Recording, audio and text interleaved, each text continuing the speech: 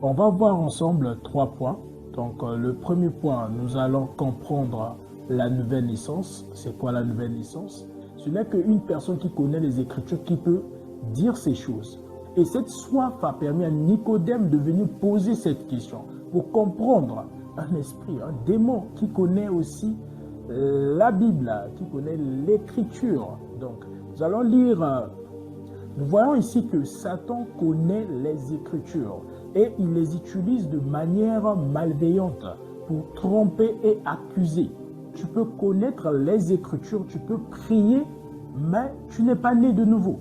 Naître de nouveau, c'est avoir la nature de Dieu. À travers Christ, oui, on peut faire des miracles, on peut prophétiser au nom de Jésus, mais nous ne sommes pas nés de nouveau. Vous devez naître de nouveau. Il dira, je ne vous ai jamais connu, jamais connu, never, jamais connu. Vous qui commettez l'iniquité, vous qui commettez l'iniquité, est-ce que tu es né de nouveau? Est-ce que tu es né de nouveau? Je ne suis pas venu pour juger et condamner, comme je dis, mais essayez de prendre conscience. Est-ce que tu es né de nouveau? Essaie de prendre conscience, essaie de réfléchir sur cela. La nouvelle naissance, ce n'est pas une naissance physique. Ce n'est pas un changement de comportement ou d'acte ou de caractère, mais c'est une naissance spirituelle. Naître de nouveau, c'est une question d'acceptation de l'Esprit de Dieu par la foi. Tu n'es plus esclave du péché, mais tu es totalement libre. Parce que tu as reçu une nouvelle nature. C'est plus toi qui vis, c'est Christ qui vit en toi. C'est comme si que c'est Christ qui marche quand toi tu marches. C'est Christ qui parle quand toi tu parles. Donc c'est une réalité que tu dois accepter. Conduisez-vous comme des gens libres. Déjà la connaissance nous enseigne de se conduire comme des gens libres. Cependant, n'utilisez pas votre liberté comme un voile pour couvrir le mal, mais agissez en serviteur de Dieu. Et c'est ça, quand tu es né de nouveau, tu as une connaissance qui montre que Christ, Dieu a tant aimé le monde, il a envoyé son Fils unique afin que quiconque croit en lui ne périsse point, qu'il y ait la vie éternelle. Cette connaissance te fait comprendre que tu as la vie éternelle. Tu ne peux pas périr parce que tu as reçu la nature de Dieu. Quand tu es né de nouveau, quand tu cherches la connaissance t'apprend à pardonner facilement. Parce que tu as la nature de Christ, tu pardonnes facilement et tu ne rends pas le mal par le mal. Donc, le voleur vient pour voler, égorger et tuer. Il vient pour détruire. Il va venir voler cette connaissance. Il va venir te faire comprendre que tu n'es pas né de nouveau. Il va venir te faire comprendre que quand on parle de la nouvelle naissance, ce sont des choses fustiles. Ce n'est pas la vérité. Il va venir te faire comprendre que pour naître de nouveau, il faut des sacrifices. Il va te voler ça. Je vais te montrer comment il va te voler ça. Vous voyez, certains abandonneront la foi. Pourquoi? Parce que la connaissance a été volée. Comment quelqu'un qui avait la foi et abandonne la foi? Si cette personne n'est pas manipulée. Alors que le Seigneur Jésus nous dit, il ne prend pas plaisir au sacrifice, mais il prend plaisir à la miséricorde. Donc, le salut par les œuvres, c'est une fausse doctrine. Donc, si je donne la dîme, je reçois la bénédiction. La parole de Dieu nous dit à Éphésiens 1, verset 3, il dit, béni soit le Seigneur Dieu qui nous a bénis dans les lieux célestes. Ce n'est pas qu'en donnant que je reçois la bénédiction, je suis déjà béni parce que j'ai la nature de Christ, j'ai Christ en moi. Le Christ en moi, la Bible dit que l'or et l'argent l'appartiennent. Je suis béni. Et ils vont te dire que si tu fais des jeûnes et prières, faire quoi? Tu vas recevoir la vie éternelle. Christ est la vie. La vraie vie, c'est Christ. On a dit qu'il est la parole. Tout a été créé en lui. Comment que la personne qui est la vie? Et j'ai reçu Christ par la foi et j'ai confessé. Et puis, vous me demandez de faire des sacrifices pour recevoir cette vie. Non, je ne peux pas recevoir la vie par des sacrifices. Donc, laisse le Saint-Esprit accomplir une métamorphose en toi pour que tu puisses être transformé définitivement. Donc, je t'invite à fermer tes yeux et élever tes mains et de prier après moi. Je répète ces paroles. Seigneur Jésus-Christ, je confesse que tu es le Fils de Dieu.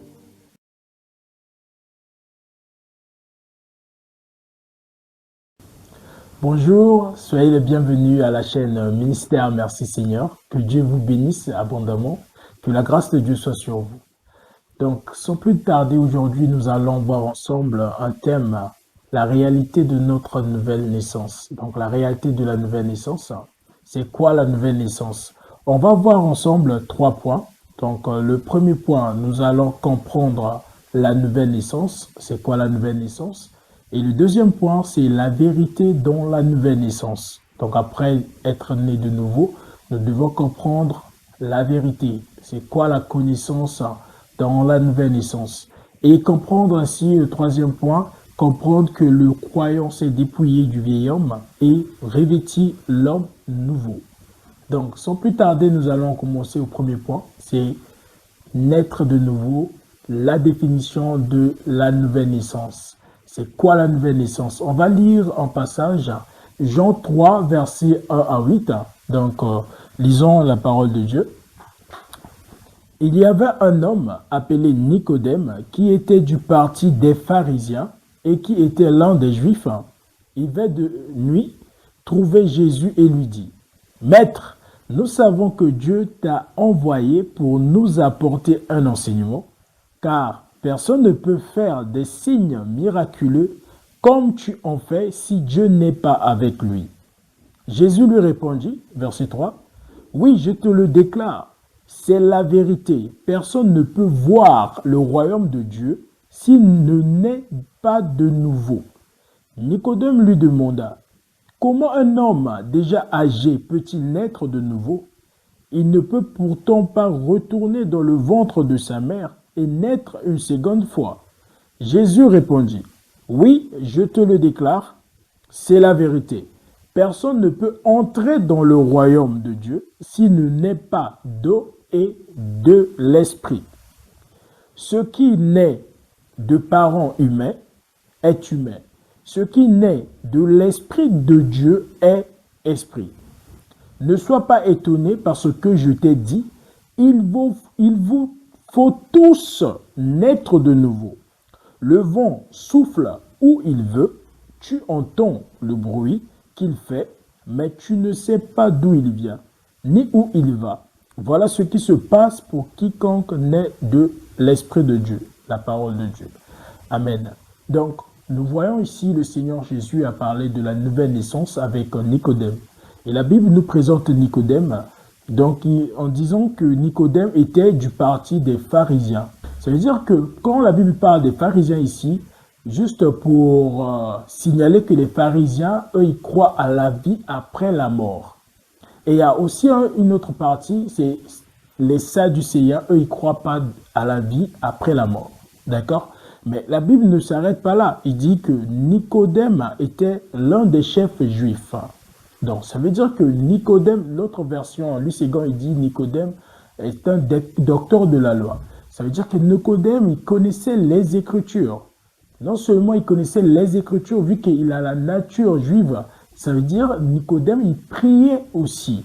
Donc, Nicodème connaissait les Écritures, d'où il a dit, « Maître, nous savons que Dieu t'a envoyé pour nous apporter un enseignement, car personne ne peut faire des signes miraculeux comme tu en fais si Dieu n'est avec lui. » Ce n'est qu'une personne qui connaît les Écritures qui peut dire ces choses. Donc, c'est pour ça que Jésus, par sa connaissance des Écritures, Jésus l'a mené à un enseignement. Il a dit, nous savons que Dieu t'a envoyé pour nous apporter un enseignement. Et c'était quoi cet enseignement? C'était la nouvelle naissance. Parce que Nicodème connaissait les Écritures, il priait, mais il n'avait pas la nature de Dieu. Et cette soif a permis à Nicodème de venir poser cette question pour comprendre. Parce qu'il n'y avait pas la nature, il n'avait pas ça. Donc, aujourd'hui, nous allons voir dans la Bible également, il y a aussi un esprit, moi je dirais un esprit, je ne dirais pas un homme, un esprit, un démon qui connaît aussi la Bible, qui connaît l'écriture. Donc, nous allons lire Matthieu 4, versets 5 et 6. Qu'est-ce que la Bible nous dit? Matthieu 4, 5 et 6. Je vais lire ça parole courante. Juste un instant. Voilà. Donc Matthieu 4, versets 5, 6. Il est écrit. Alors le diable l'emmena jusqu'à Jérusalem, la ville sainte, le plaça au sommet du temple et lui dit, si tu es le Fils de Dieu, jette-toi en bas, car l'Écriture, voilà, l'Écriture déclare, Dieu donnera pour toi des ordres à ses anges, et ils porteront sur leurs mains pour éviter que ton pied ne heurte une pierre. Nous voyons ici que Satan connaît les Écritures et il les utilise de manière malveillante pour tromper et accuser. D'accord? Donc, ce qui veut dire que aujourd'hui, tu peux connaître les Écritures, tu peux prier, mais tu n'es pas né de nouveau. Tu n'es pas né de nouveau. Naître de nouveau, c'est avoir la nature de Dieu à travers Christ. Parce que Christ, c'est lui le chemin qui nous permet d'avoir cette nature. Donc, tu n'es pas né de nouveau. On va voir, on va continuer à voir encore sur Matthieu 24, verset 24. Qu'est-ce que nous dit Matthieu 24? Je vais lire ça en Luségan, parce que Luségan, c'est encore plus vraiment bien expliqué. Donc, Matthieu 24, verset 24, il dit, car il s'élèvera de faux Christ et de faux prophètes. Ils feront de grands prodiges et des miracles au point de séduire, si c'était possible, même les élus de Dieu. Donc, ici, on voit être prophète, apôtre, docteur, ne garantit pas d'être né de nouveau. Oui, on peut faire des miracles, on peut prophétiser au nom de Jésus, mais nous ne sommes pas nés de nouveau. Vous devez naître de nouveau. D'accord? Donc, on va continuer toujours à lire dans cette logique. On va lire Matthieu 7, le verset 21 à 23. Donc, je vais juste lire. Matthieu 7. Voilà. Matthieu 7, 21 à 23. Ceux qui me disent, Seigneur, Seigneur, n'entreront pas tous dans le royaume des cieux, mais celui-là seul qui fait la volonté de mon Père qui est dans les cieux. Plusieurs me diront, en ce jour-là, Seigneur, Seigneur, n'avons-nous pas prophétisé par ton nom? N'avons-nous pas chassé des démons par ton nom? Et n'avons-nous pas fait beaucoup de miracles par ton nom? Verset 23. Alors je leur dirai ouvertement, je ne vous ai jamais connu. Retirez-vous de moi, vous qui commettez l'iniquité. Ah, là aussi Jésus était trop fort. Hein? Il dit, donc on voit ça. Donc, il dira, je ne vous ai jamais connu. Jamais connu. Never. Jamais connu. Mais Seigneur, nous avons prophétisé, nous avons guéri les malades, nous avons tout fait. Nous avons parlé en langue. Mais il dit, je ne vous ai jamais connu. Pourquoi? Parce que nous n'avons pas la nature de Dieu. Pourquoi il dit que je ne vous ai jamais connu? Il a dit ça, la réponse c'est, voilà, il dit quoi? Éloignez-vous de moi, d'accord? Vous qui commettez l'iniquité. Vous qui commettez l'iniquité. La Bible dit, si Christ vous a franchi, vous êtes réellement libre. Nous ne sommes plus esclaves du péché, mais nous sommes maintenant au service de Christ, de Dieu. T'interpelle-toi, qui me suis, de voir vraiment. Oui, on a vu Nicodème, c'est un docteur, un chef, l'un des chefs. Il connaissait la Bible, l'écriture, la Torah. Il priait, mais il n'avait pas la nature de Dieu. Aujourd'hui, nous voyons ça. J'ai lu les faux prophètes et des faux Christ.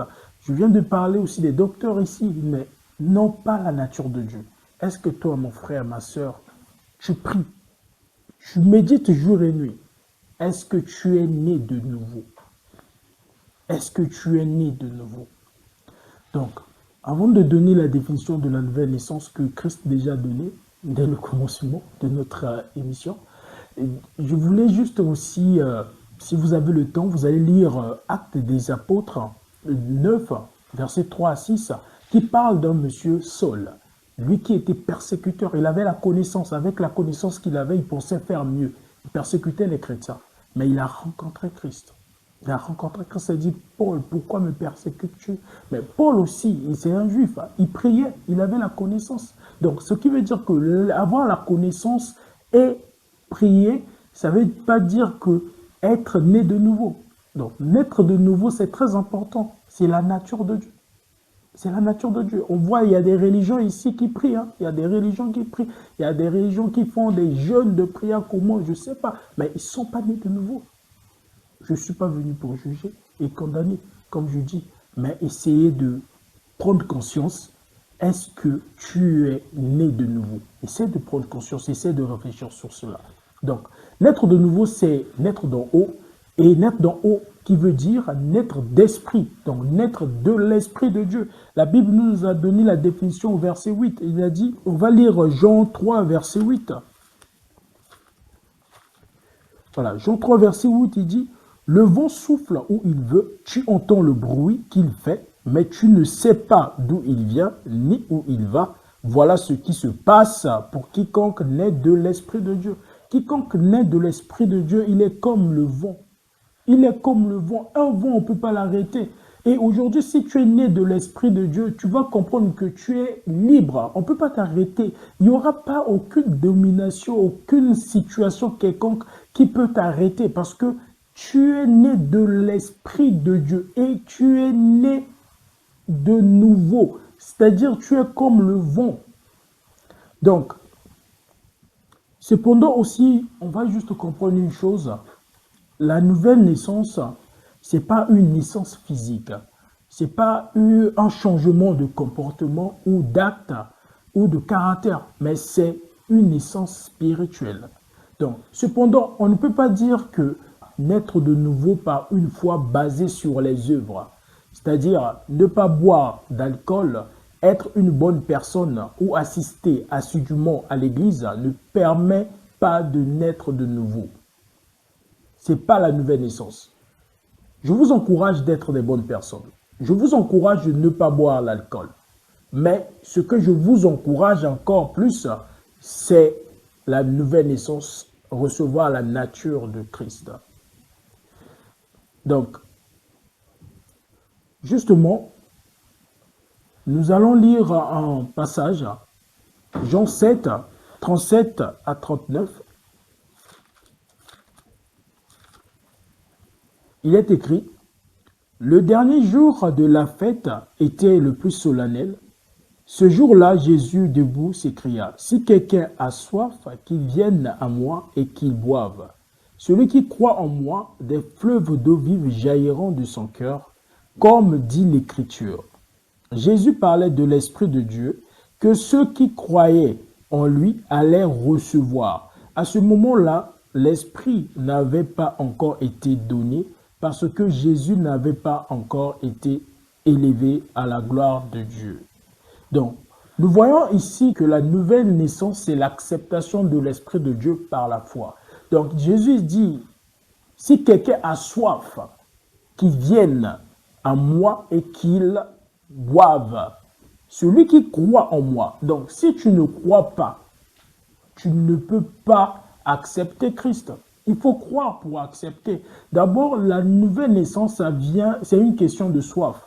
Aujourd'hui, si tu es né de nouveau, toi qui me vois tu es déjà né de nouveau, c'est parce que quelqu'un a prié aussi pour toi, pour provoquer cette soif.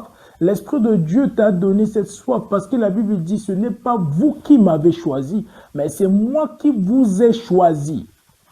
Donc, naître de nouveau, c'est une question d'acceptation de l'Esprit de Dieu par la foi.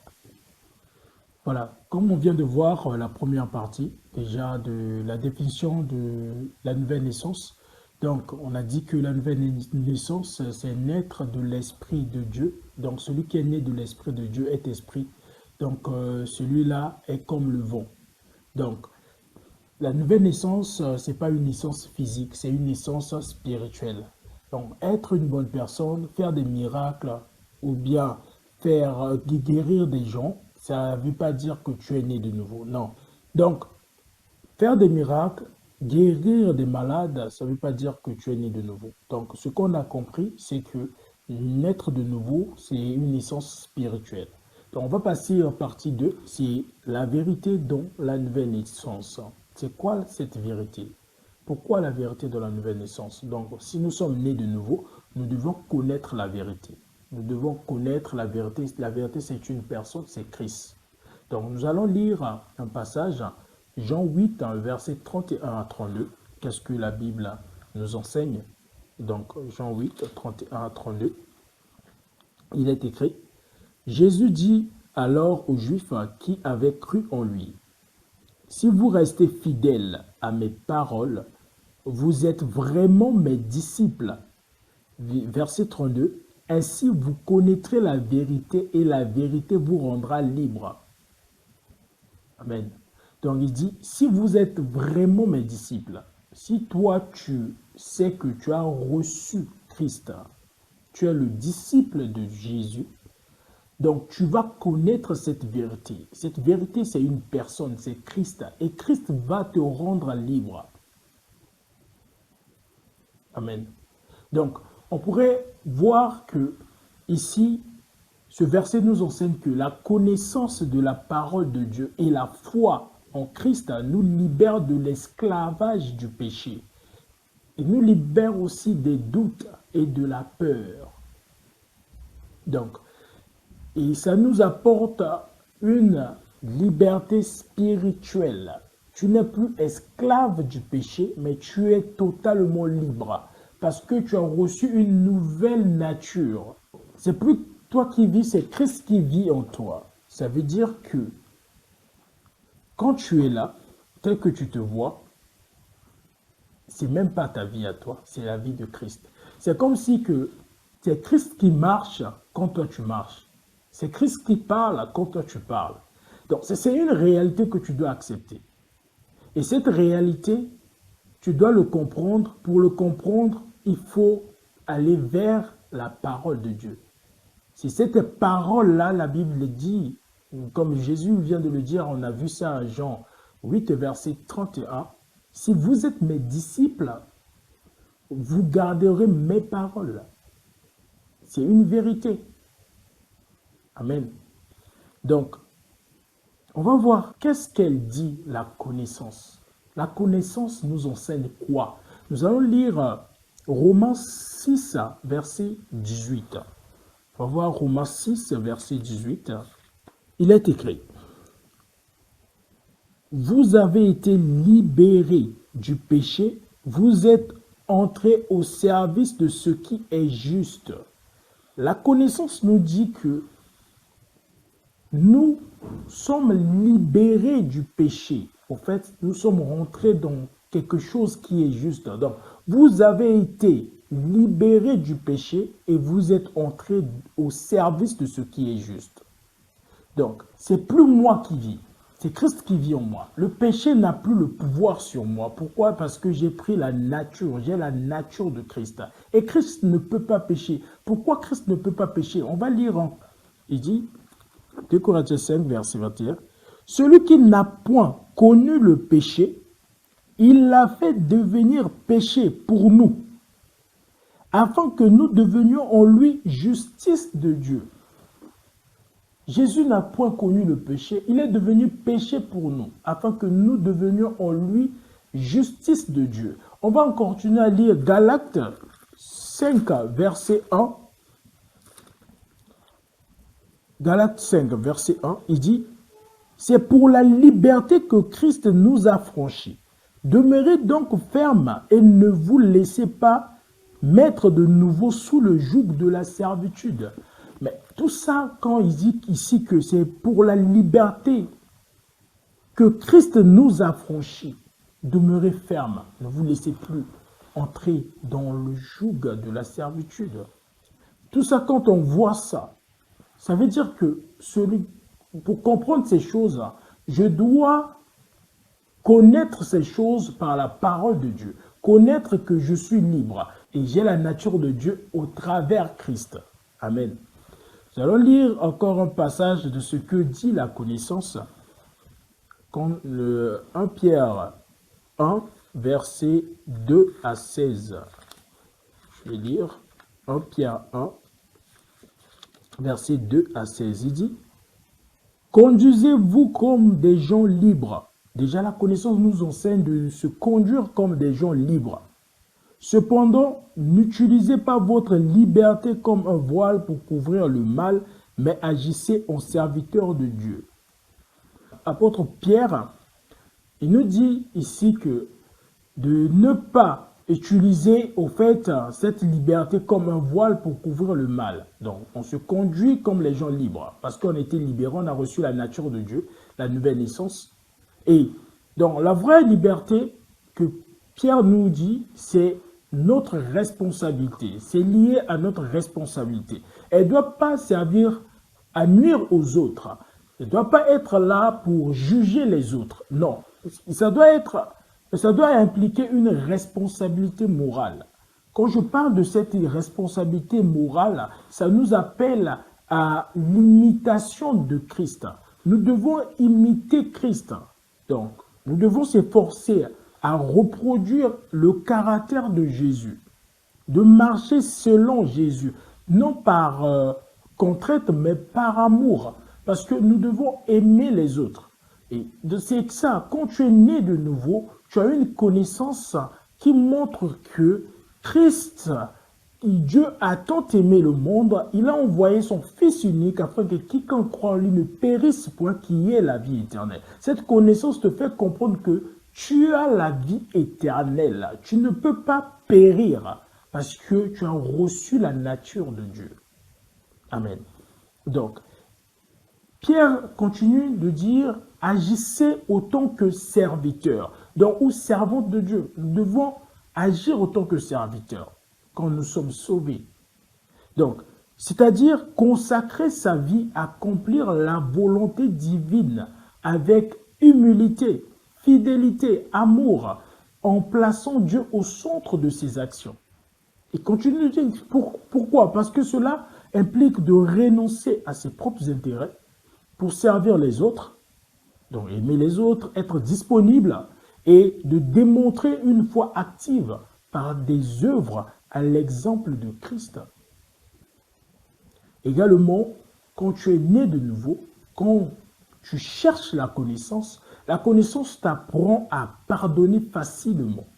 Parce que tu as la nature de Christ et tu pardonnes facilement et tu ne rends pas le mal par le mal.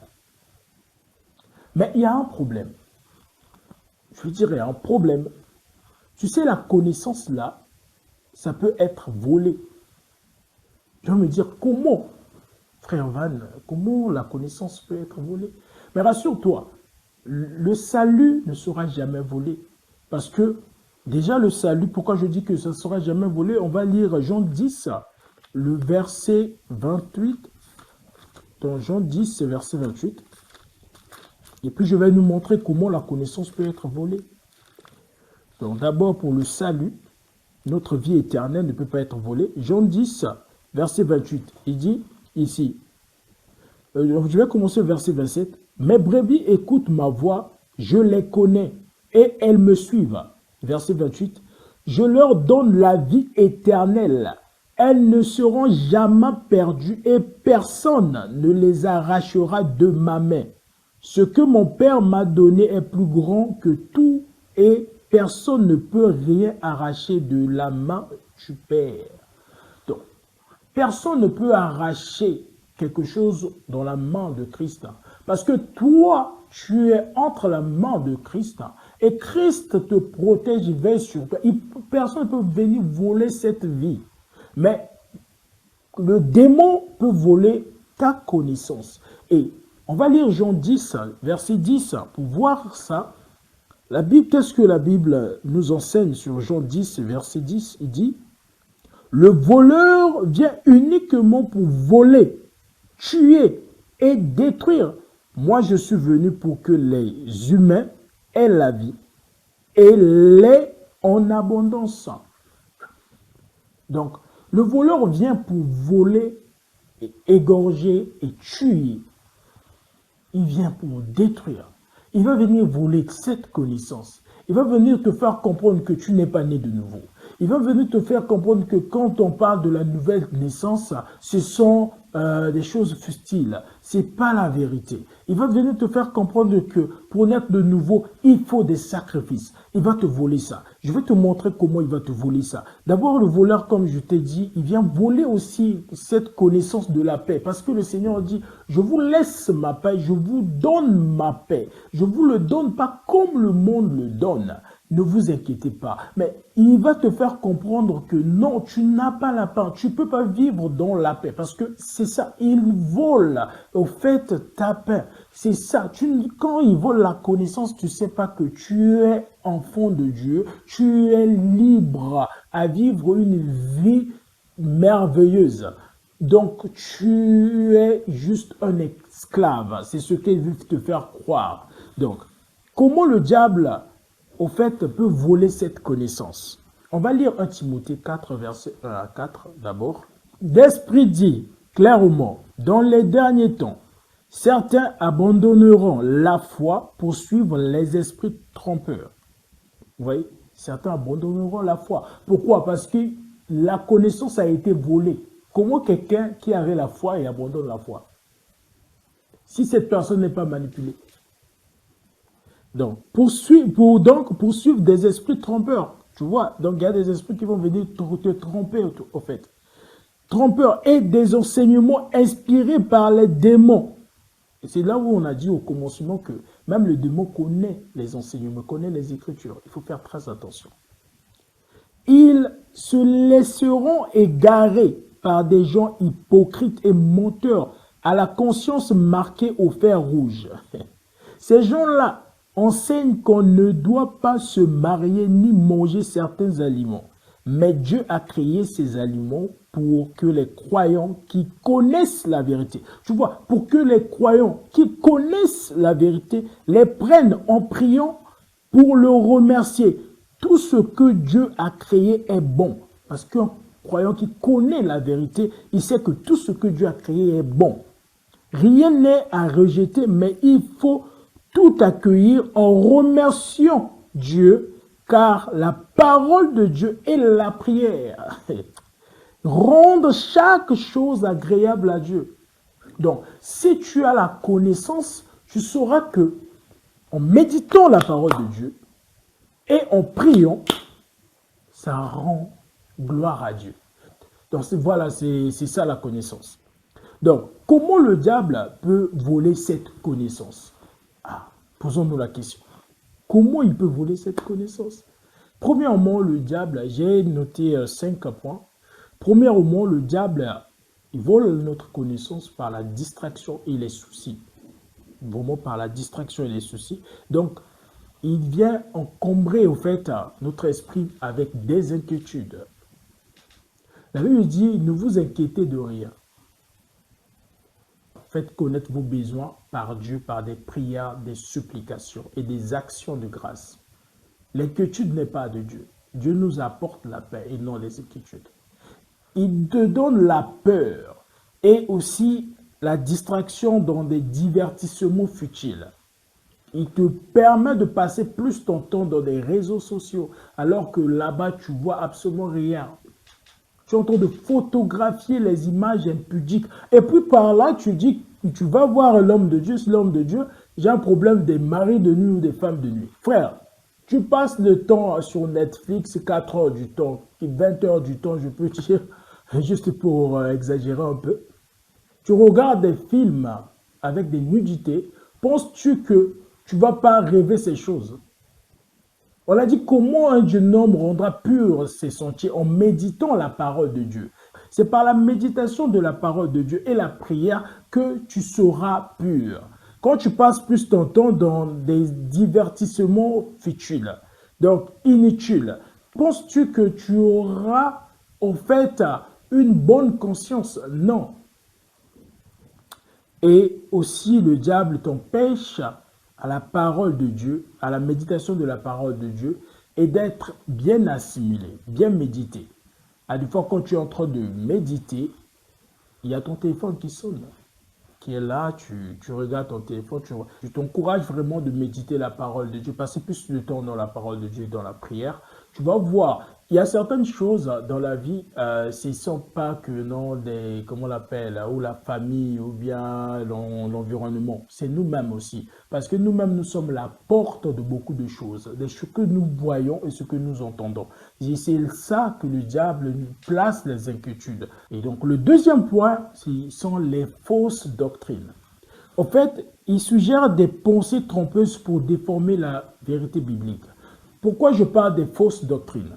Ce que le diable va te permettre à écouter. Tu penses que non, je vais écouter ça pour grandir dans la foi. Non, le diable va voler ta connaissance dans des fausses doctrines.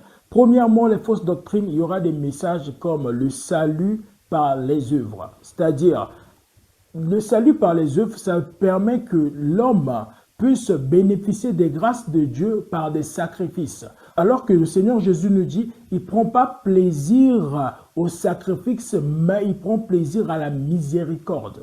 Donc, le salut par les œuvres, c'est une fausse doctrine. Donc, si je donne la dîme, je reçois la bénédiction. La parole de Dieu nous dit à Éphésiens 1, verset 3, il dit « Béni soit le Seigneur Dieu qui nous a bénis dans les lieux célestes. » Ce n'est pas qu'en donnant que je reçois la bénédiction, je suis déjà béni parce que j'ai la nature de Christ, j'ai Christ en moi. Le Christ en moi, la Bible dit que l'or et l'argent l'appartiennent. Je suis béni. Et ils vont te dire que si tu fais des jeûnes et prières, faire quoi? Tu vas recevoir la vie éternelle. Christ est la vie. La vraie vie, c'est Christ. On a dit qu'il est la parole. Tout a été créé en lui. Comment que la personne qui est la vie, et j'ai reçu Christ par la foi et j'ai confessé, et puis vous me demandez de faire des sacrifices pour recevoir cette vie. Non, je ne peux pas recevoir la vie par des sacrifices. Donc c'est très important de faire attention de ce que tu écoutes. Et toujours dans les fausses doctrines, on va voir aussi, il y a des messages qui parlent de la négation de la divinité de Jésus-Christ. Donc, le message qui parle de la négation de la divinité de Jésus-Christ ou de sa résurrection physique. Donc, on te fait croire que Jésus c'est un prophète, on te fait croire que Jésus c'est un homme qui faisait que des miracles, qui guérissait des malades, mais Jésus n'est pas Dieu. Et ce sont ces genres de messages, il faut faire très attention. Ça va détruire ta foi. C'est ce que le diable va t'emmener toujours dans les fausses doctrines. Et dans les fausses doctrines, il va te parler aussi de l'évangile de la prospérité. Donc, cet évangile, l'enseignement est axé uniquement sur la richesse matérielle. Toi, tu vas penser que la vie éternelle, ce sont des richesses matérielles. Donc, nous allons lire Colossiens 3, verset 1. Il est écrit: vous avez été ramenés de la mort à la vie avec le Christ. Alors recherchez les choses qui sont au ciel, là où le Christ siège à la droite de Dieu. Donc, nous devons chercher les choses qui sont au ciel. Ces choses qui sont au ciel, c'est l'amour, la paix, c'est la fidélité, la patience, la modération. Donc, c'est ça en fait les choses que nous devons chercher. Toujours dans le deuxième point, les fausses doctrines, nous allons voir encore le petit point là, c'est la justice du péché. Donc le diable, il va voler ta connaissance pour te faire écouter les enseignements dont on utilise la grâce comme excuse pour continuer à pécher. Ce sont les justifications du péché. Certaines personnes vont dire, je suis déjà sauvé. Si je pêche, c'est juste la couronne de grâce qui sera enlevée ou la couronne de vie, la couronne de quoi. Non. La Bible nous le dit en Jean 1, verset 6. Si nous disons que nous sommes en communion avec lui et que nous marchions dans les ténèbres, nous mentons et nous ne sommes pas en relation avec lui. Donc, il faut faire très attention. Maintenant, là, on va passer au troisième point. Le troisième point, c'est l'intimidation par la peur et le découragement. Il paralyse la foi, faisant oublier les promesses de Dieu. Il te fait oublier les promesses de Dieu. Donc, nous allons voir ça dans 2 Corinthiens 4, verset 4. Voilà, 2 Corinthiens 4, verset 4. Voilà. Ils ne croient pas parce que Satan, le Dieu de ce monde, a aveuglé leur intelligence. Ce Dieu les empêche de voir la lumière diffusée par la bonne nouvelle de la gloire du Christ, lequel est l'image même de Dieu. Voilà. Vous voyez? Donc là, Satan fait de son mieux pour que tu oublies les promesses de Dieu. En faisant quoi? La Bible dit, Satan, le Dieu de ce monde, a aveuglé leur intelligence. Il faut faire très attention. Il faut faire très attention parce que Satan, c'est un voleur. Et le quatrième point, c'est la distraction pendant la prière. Donc, il perturbe les moments de méditation pour empêcher la compréhension de la parole. Et il perturbe aussi les temps de prière quand tu pries. Il y a ton téléphone qui sonne, il y a quelqu'un qui t'appelle, si tu es en colocation, il y a quelqu'un qui t'appelle, il y a beaucoup de choses qui peuvent se passer. Il faut vraiment faire très attention parce que le diable, c'est un perturbateur, c'est un voleur. Donc, ce qui est bien pour contrer ces attaques, il est conseillé au fait de se nourrir de la parole de Dieu, de veiller, vraiment veiller sur son esprit, veiller vraiment de rester dans la louange et d'utiliser l'armure spirituelle pour protéger son cœur et son esprit. C'est très important. Donc, je répète ce point.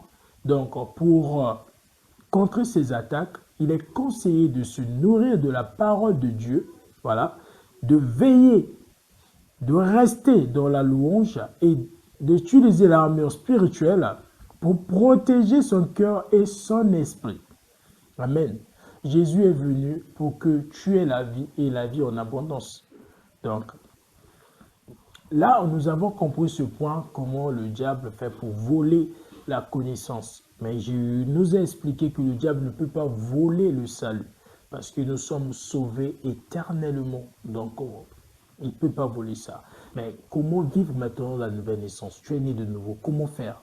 Donc, nous allons parler de comment vivre la nouvelle naissance et nous allons voir aussi les piliers qui vont permettre que tu puisses grandir dans la nouvelle naissance. D'abord, premièrement, comment vivre dans la nouvelle naissance? Nous allons lire Colossiens 3, versets 1 à 4. Je vais lire ça. Colossiens, verset 1, il dit, « Vous avez été ramenés de la mort à la vie avec le Christ. Alors, recherchez les choses qui sont en haut, là où le Christ siège à la droite de Dieu. Préoccupez-vous de ce qui est là-haut et non de ce qui est sur la terre. Car vous êtes morts et votre vie est cachée avec le Christ en Dieu. Votre véritable vie, c'est le Christ. Amen. Et quand il paraîtra, alors vous paraîtrez aussi avec lui en participant à sa gloire. Donc, votre véritable vie, c'est le Christ. Donc, comment vivre la nouvelle naissance? Premièrement, il faut chercher les choses d'en haut.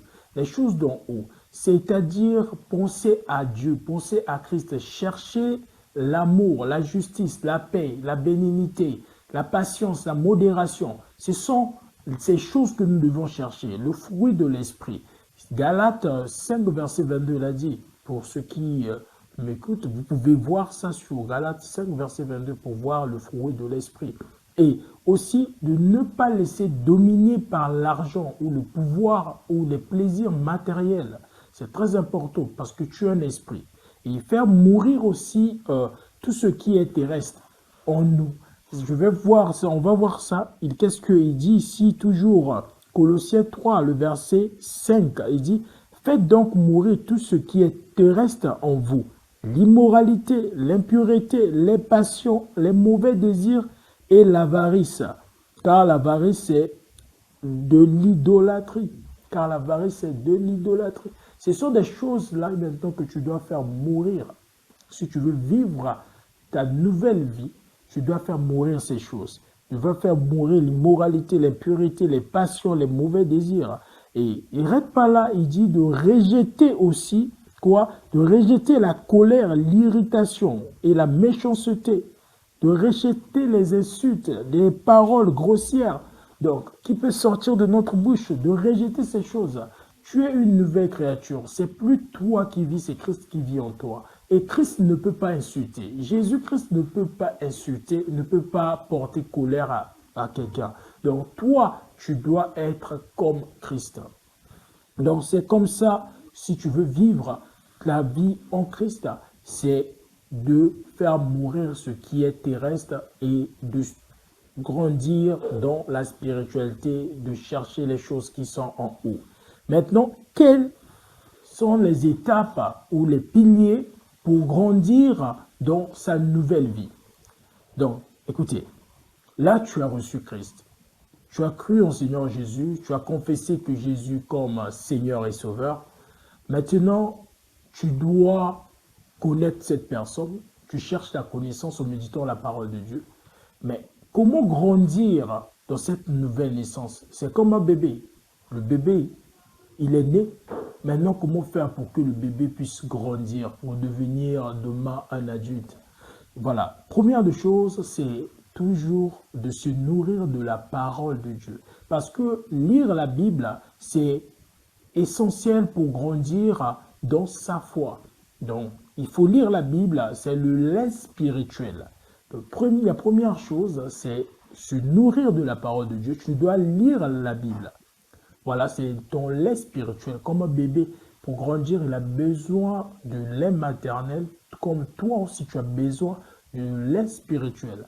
Et deuxièmement, c'est prier régulièrement. Donc, tu dois prier régulièrement. Cela permet de communiquer avec Dieu. Voilà. Et cela permet de cultiver la relation et de laisser le Saint-Esprit transformer ton cœur. Quand tu médites la parole de Dieu et tu pries régulièrement, tu vas voir que tu étais voleur et tu n'as plus cette envie de voler. Pourquoi? Le Saint-Esprit transforme ton cœur. Ton cœur de voleur a un cœur de celui qui ne vole pas.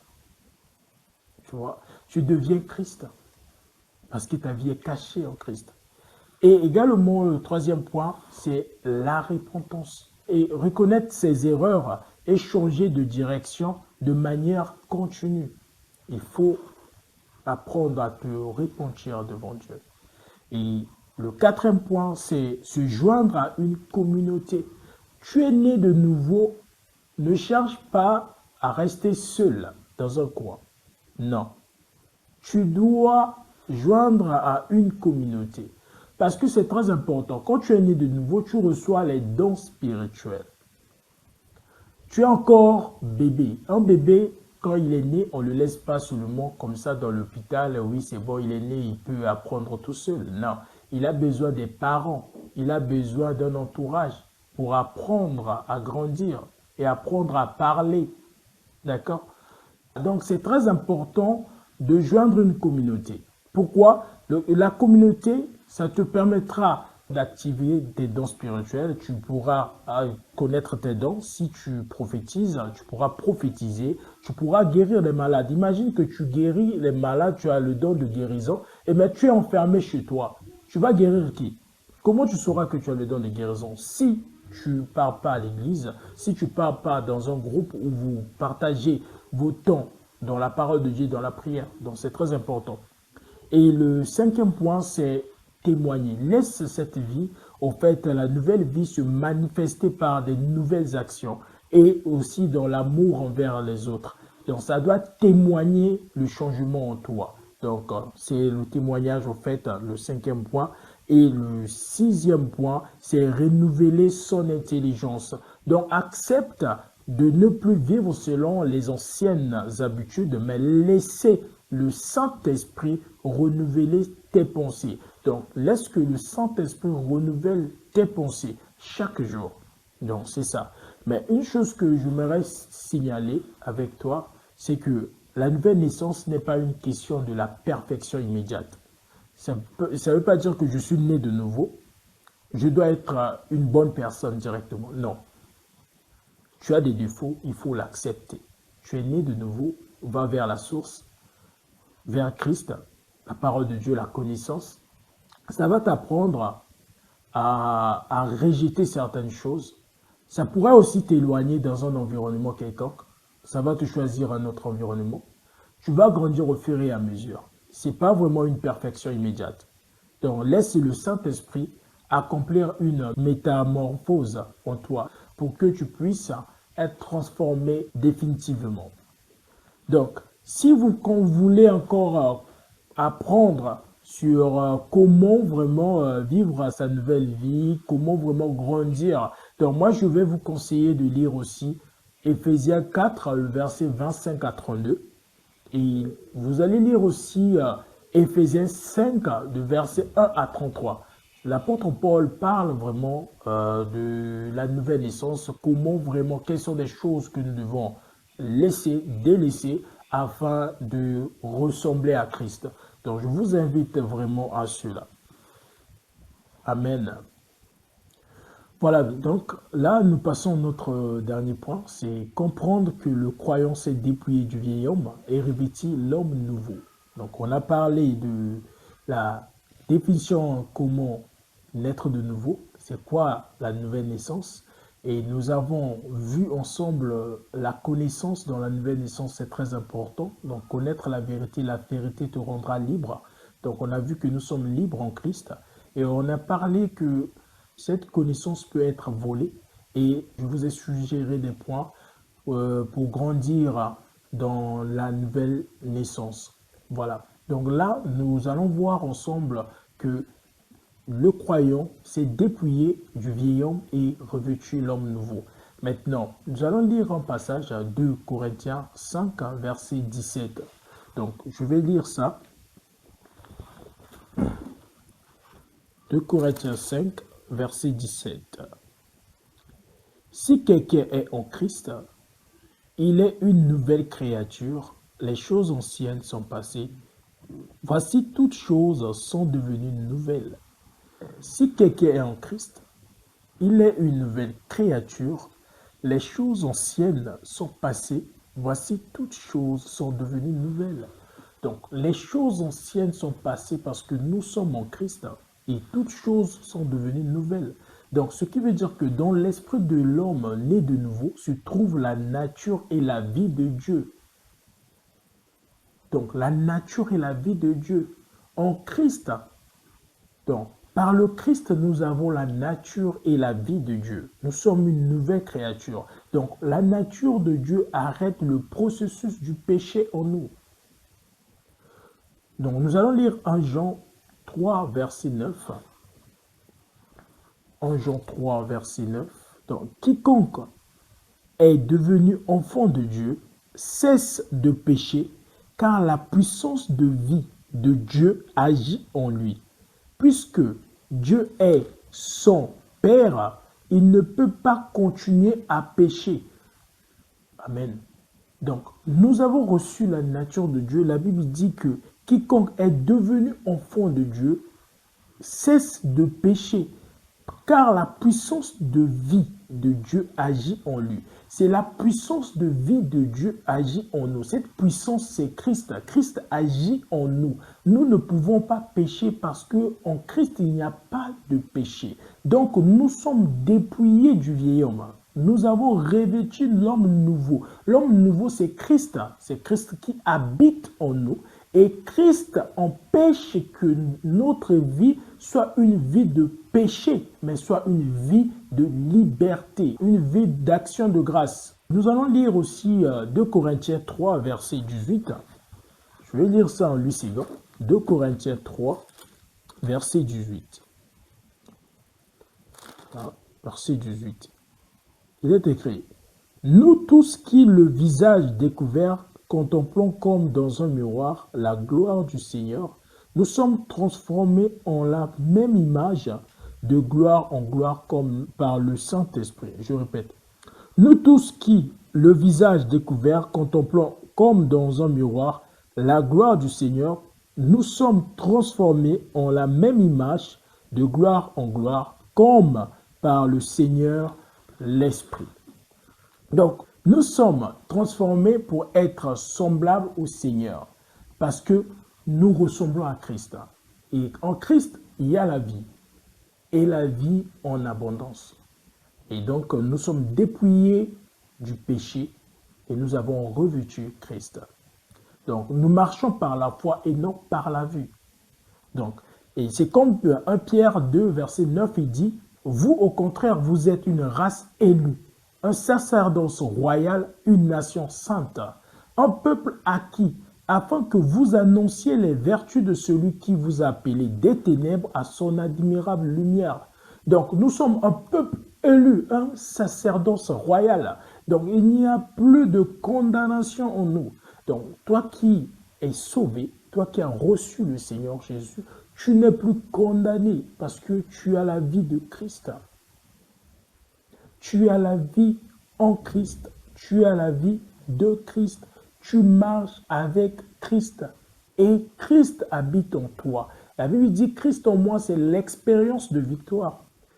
Et la parole de Dieu dit à Jean 1, verset 12 à 13, il dit « À tous ceux qui l'ont reçu, il a donné le pouvoir de devenir enfants de Dieu, lesquels sont nés non du sang, ni de la volonté de la chair, mais de Dieu. » Nous sommes nés de la volonté de Dieu, pas de la volonté de la chair, ni la volonté du sang.